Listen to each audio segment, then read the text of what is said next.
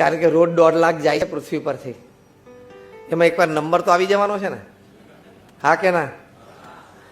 કોરોનામાં ના આવ્યો એ ભગવાનની કૃપા, બાકી સારા સારાનો આવી ગયો ને. જેને પોતાની હોસ્પિટલ હતી, હોસ્પિટલમાં જે મુખ્ય દાતાઓ હતા, and that hospital because of his or her donation they had saved thousands of lives. છતાં પોતાની દાતા તરીકેની પોતાની હોસ્પિટલમાં પોતાને ઓક્સિજન ના મળે એ લોકો સ્વર્ગવાસ થયા, એવા પ્રસંગો બન્યા છે. What I mean to say કે મનુષ્ય જીવન બરોબર સમજવું એ ખૂબ અગત્યનું છે. અત્યારે આપણા મનમાં કેવું છે કે money and relations are everything in life. પૈસો અને સંબંધો, કે સંબંધો વધારો, નેટવર્કિંગ વધારો, રિલેશનશિપ્સ વધારો, ધંધો વધારો, પૈસા કમાવો, પરિવારને સાચવી લો, છોકરાને સારી રીતે ભણાવો, આટલા સરકમફરન્સમાં આપણે રમીએ છીએ. પણ પહેલો કોન્સેપ્ટ આ સમજવું હોય મનુષ્ય જીવન, how to live a good human life, how to live a satisfied human life.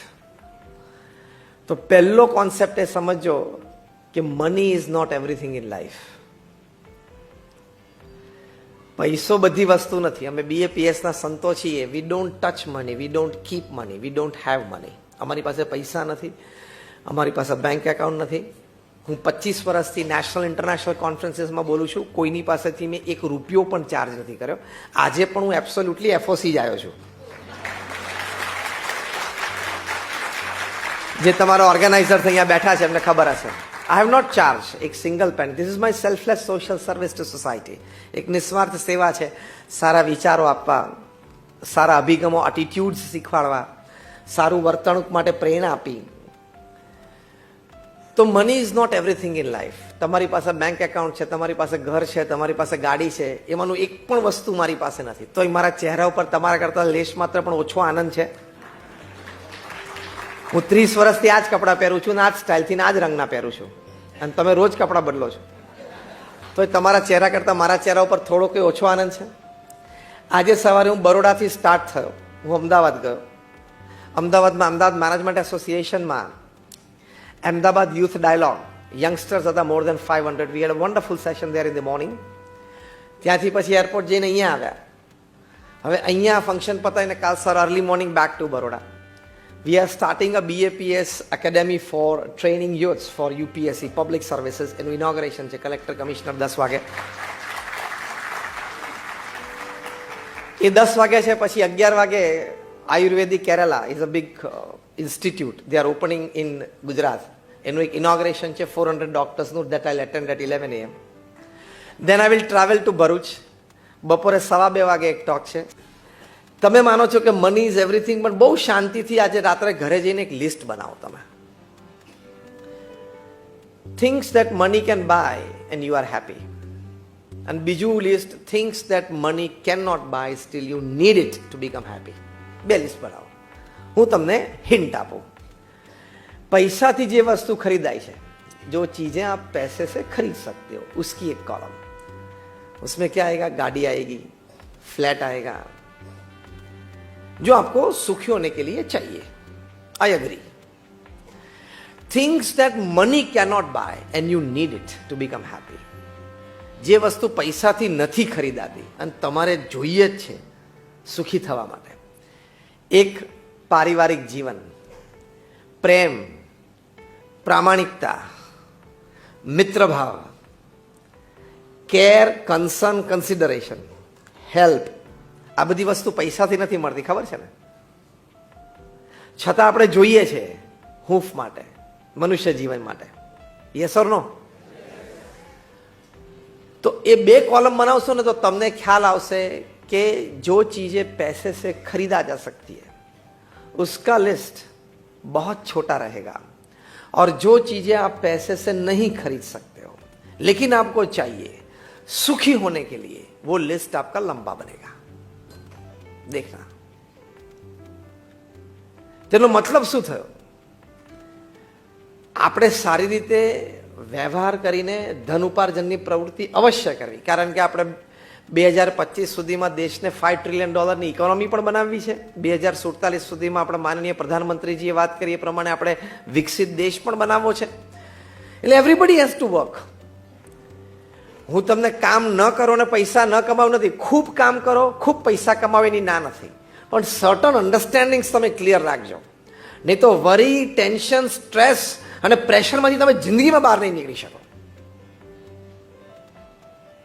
Technique તો આપણી પાસે આવી છે ને કે 8 કલાક કામ કરીએ છતાં થાકીએ નહીં. નાના મોટા પ્રસંગો યોગ્ય અયોગ્ય બને છતાં ડિપ્રેશનમાં ના જઈએ. એવી કંઈક અન્ડરસ્ટેન્ડિંગ ટેકનિક તો હોવી જોઈએ ને. જેમ બહુ વરસાદ પડતો હોય તમારે ઘરની બહાર જવું,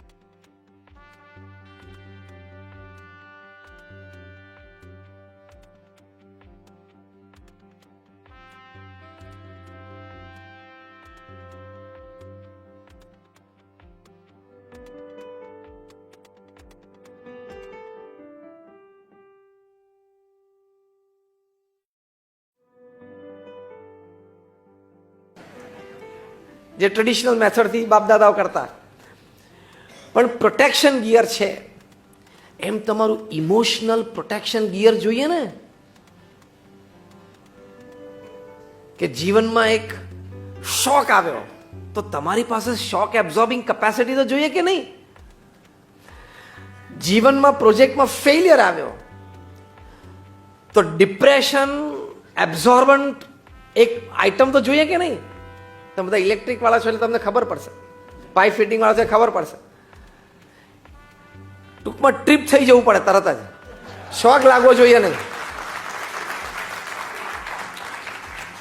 વાયરને હાથ અડી જાય એટલે સિસ્ટમ ટ્રીપ થવી જ જોઈએ. એમ ધંધામાં કે નોકરીમાં કે સગાવાલામાં પરિવારમાં કંઈક એવો પ્રસંગ બની ગયો ને આપણને દુઃખ થાય એવું વાત આવી, સિસ્ટમ ટ્રીપ થવી જોઈએ. ટેન્શન તો ના જ આવવું જોઈએ, બળતરા તો ના જ થવી જોઈએ, આનંદ તો ઓછો ના જ થવો જોઈએ, મજા તો આવવી જ જોઈએ. હા કે ના? નહીં તો આ પૃથ્વી ઉપર ધક્કો થયો કહેવાય. નહીં તો શું કહેવાય, 80 વર્ષનો ધક્કો ખાધો પૃથ્વી ઉપર.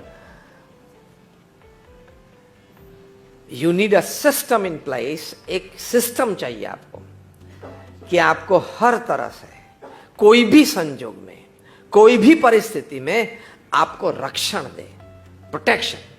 So you don't slip into depression, so you don't slip into tension, so you don't slip into many psychosomatic disease. blood pressure ना થઈ જાય, डायबिटीज ना થઈ જાય. ये सिस्टम શું છે, वो सिस्टम क्या है, और प्रोटेक्शन गियर क्या है, वो जरूरी है. એક નવી પ્રોડક્ટ તમારી પાસે આવે માહિતી તો તમે પ્રોડક્ટની ડિટેલ ઇન્ફોર્મેશન મેળવો છો ને, અને મેળવવી જ જોઈએ. કારણ કે આપણે પ્રોડક્ટ તમારે દુકાનમાં કે તમારે વેચાણમાં રાખવી છે, લોકો સુધી પહોંચાડવી છે, અને ધંધો કરવો છે, અને કમાવું છે, એ કરવું જ જોઈએ. એમ હું તમને હવે પ્રોડક્ટ આપું છું સુખી જીવન માટે, અને કોઈ પણ સંજોગોમાં તમારું પ્રોટેક્શન ગિયર રહે એની માટે ધ ફર્સ્ટ ઇમ્પોર્ટન્ટ આસ્પેક્ટ